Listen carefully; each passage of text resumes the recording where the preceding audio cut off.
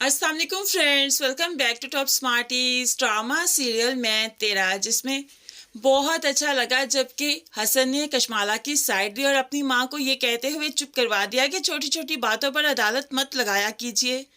जिस तरह से आपका हक है मुझ पर, कशमाला का भी है। जब अकेले आए तो कशमाला कहने लगी, आपको ताई अम्मी से ऐसे बात नहीं करनी चाहिए थी, उन्हें बुरा लगा होगा। तो हसन खूबसूरती से कहने लगा, क्यों, तुम्हारा मुझ पर हक नहीं है क्या? तुम मेरी बीवी नहीं हो? छोटी सी डिमांड कर दी तो क्या फर्क पड़ता है? अब तो कशमाला भी हसन की इन्हीं बातों पर मुस्कुरा देती है, क्योंकि कशमाला का हक तो वाकई हसन पर है और अब वो इसी हक को बार बार यूज करना चाहती है क्योंकि उसे अच्छा लगता है। आज हसन जब पिंक शर्ट पहन रहा था तो जल्दी से ब्लू शर्ट वो कैबिनेट से निकाल लाई। हसन ये पहने, व्हाइट जीन्स के साथ ये ज्यादा अच्छी लगेगी। तो हसन जल्दी से बगैर कोई सवाल किए, बगैर कुछ कहे, ब्लू शर्ट पहन लेता है और कहने लगा, बेगम आपका हक है मुझ पर, जो कहेंगी वही करूंगा, गुलाम हूँ आपका। इस पर कशमाला मुस्कुराने लगी, जब ऐसी बात करते हो ना बहुत अच्छे लगते हो। तो हसन भी कहने लगा, जब तुम मुझ पर हक जताती हो वाकई बहुत अच्छी लगती हो। कशमाला को भी इस तरह से हक जताना और हसन को हक जताने देना बहुत पसंद है।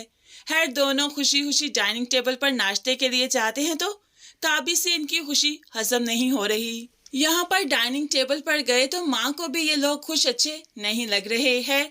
थोड़ा खाना खाने के बाद माँ हुक्मन मेहरू से कह देती है, तुम तैयार हो जाओ, थोड़ी देर तक भाई तुम्हें जाकर घर छोड़ आता है। मेहरू तो शौक, लेकिन मैं घर नहीं जाऊंगी, मैंने आपको बताया ना मैं भी नहीं जाना चाहती। मेहरू खाना छोड़कर चली गई और हसन भी शौक, जब वो नहीं जाना चाहती तो आप क्यों भेजना चाहती हैं? कशमाला भी कह उठी, आपने तो कहा था कि फराज आकर माफी मांगेगा तो मेहरू जाएगी, तो ऐसा ही कीजिए ना। तो अब नफीसा बेगम फट पड़ी, तो उस बच्चे का क्या करूं जो इसकी कोख में पल रहा है? फराज का बच्चा है, लोग 100 सवाल करेंगे, उन सवालों के जवाब नहीं है मेरे पास। जाओ हसन, तुम थोड़ी देर तक इसको छोड़ कर आओ। हसन अब ये सब कुछ सुनकर शौक रह गया, बहन के पास जाता है, तुमने इतनी बड़ी बात हमसे छुपाई, कम से कम बताना चाहिए था मेहरू, ताकि मैं उसके मुताबिक कोई डिसीजन लेता। मेहरू खामोश खड़ी रही, परेशान, आंखों में आंसू।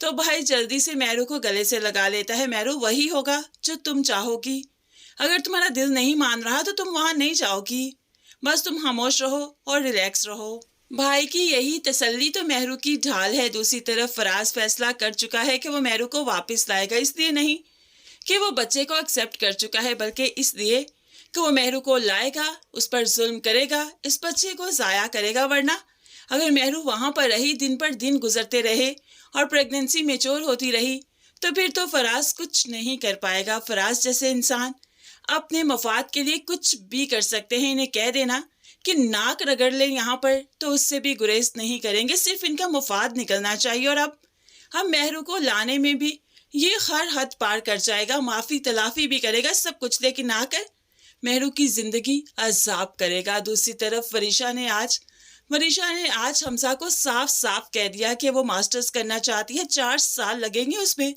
उसके बाद शादी को देखा जाएगा। होप सो तब तक नियत बदल जाए, आदतें बदल जाए और ये रिश्ता ही बदल जाए, खत्म हो जाए।